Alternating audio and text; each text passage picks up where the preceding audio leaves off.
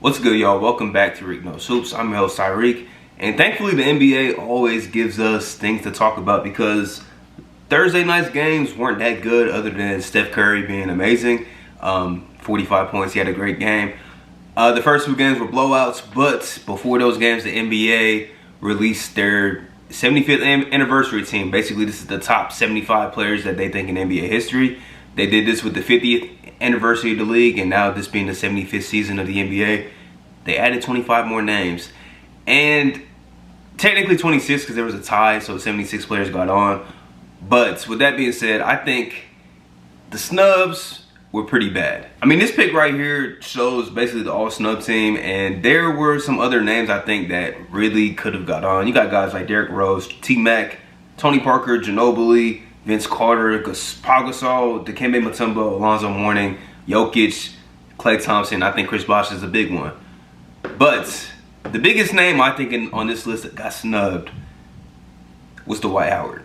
Now, some people might be too young to really know about what Dwight Howard was in his prime, which lasted for probably about 8 seasons.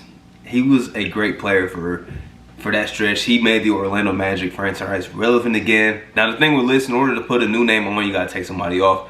But I think Dwight Howard has a good case to be on this list above some other candidates. The main people I was really surprised with was Damian Lillard. And the main people I was surprised with was Damian Lillard and Anthony Davis.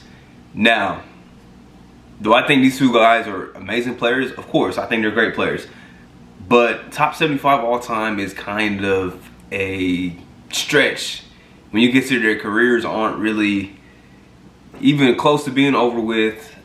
And even their resumes don't really stack up to one of Dwight Howard. Like this tweet right here by StatMuse, shout out to them.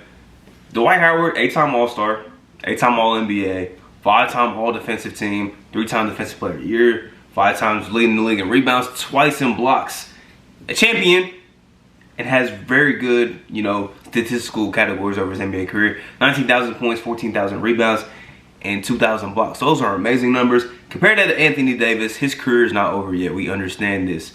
But that's what you get for putting somebody of AD's caliber against Dwight that's been in the league for, since 2004 and has had an amazing career. AD's an 8-time All-Star, that's great. 4-time All-NBA, 8-time All-Defense, 3-time block leader, a champion. Both was on the same championship team, and his numbers aren't close to Dwight Howard's yet. I just think I don't understand. I do understand why people are rubbed the wrong way about Dwight Howard, but a lot of that stuff's really in the past. He's become a champion.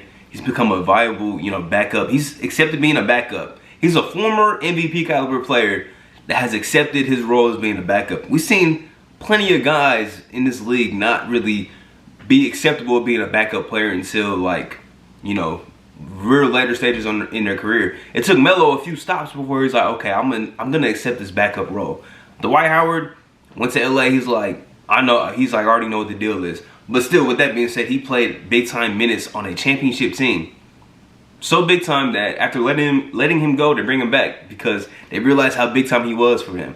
I guess maybe people are rubbed the wrong way about Dwight Howard, his first stint in LA, how everything went with that Lakers team with Kobe Bryant.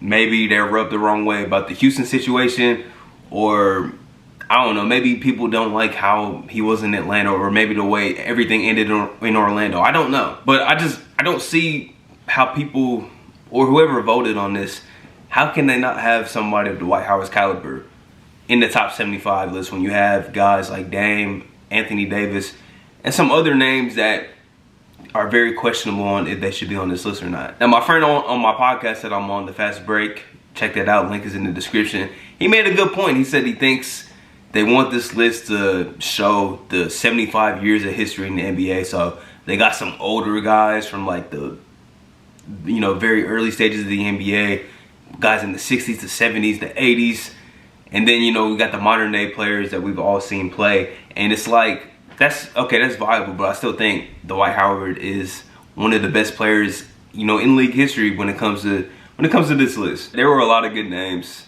that did not make the list either, but I think Dwight Howard is definitely the biggest one. You can argue if Klay Thompson has a chance to be on this list. I think Kyrie and Dame would be a very good argument, in my opinion. This graphic I'm even reading off of doesn't have Kyrie on this list, which is like kind of crazy. I think Kyrie and Dame's a pretty good argument. Kyrie hit one of the biggest shots in NBA history. He's won a championship. He's been a perennial all-star. One of the best guards in our league. One of the best guards to ever touch the floor. But he didn't make the list. Dame did. I think Dame was a little surprising. I'm not going to lie. I think that was a little bit surprising. But I honestly think AD was even more surprising. Personally, I think AD was very surprising that he made this list. But man, the Dwight one really, I think raised eyebrows among like the NBA community. I just think people don't, when it comes to people from like that mid to late 2000s era, they don't really get appreciated as much. I've seen a lot of people saying like, why is Paul Pierce on the list? Paul Pierce is a top 75 player like all time. If you just look at his resume, if you do your homework, you'll see like, oh, this guy was actually really good. He's not just somebody that gets on TV and says some random stuff. He's actually really good. I wouldn't want to be somebody that had to vote on this list because I would really like, I don't think I'd be able to actually vote that well, because it's a lot of great names that could be on this list. And we know when the league gets to like the 100th anniversary, you know, a lot of these guys are going to be on the list, but then there's going to be a lot of, you know, names like guys that are in the league right now, like Luka Doncic and Trae Young. There's going to be guys like that that are going to have spots solidified on this list for sure.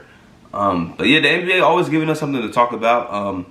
I vowed, some more Ben Simmons news came out today, but I vowed not to speak about it until he gets traded. I'm done speaking about Ben Simmons.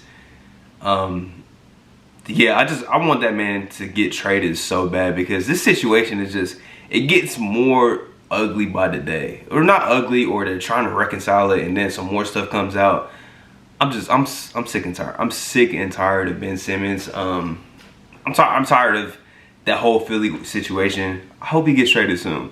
That's what I hope. But this is a quick video because last night's games weren't great, but the top 75 list gave us something to talk about. So hopefully I'll be back to talk to y'all about tonight's games, Friday night's games. Some great games on the slate. So with that being said, appreciate y'all for tuning in. Make sure you leave a like, subscribe. I don't think I said that at the beginning of the video, but it helps out the channel a lot. I appreciate y'all, and I'm out. Peace.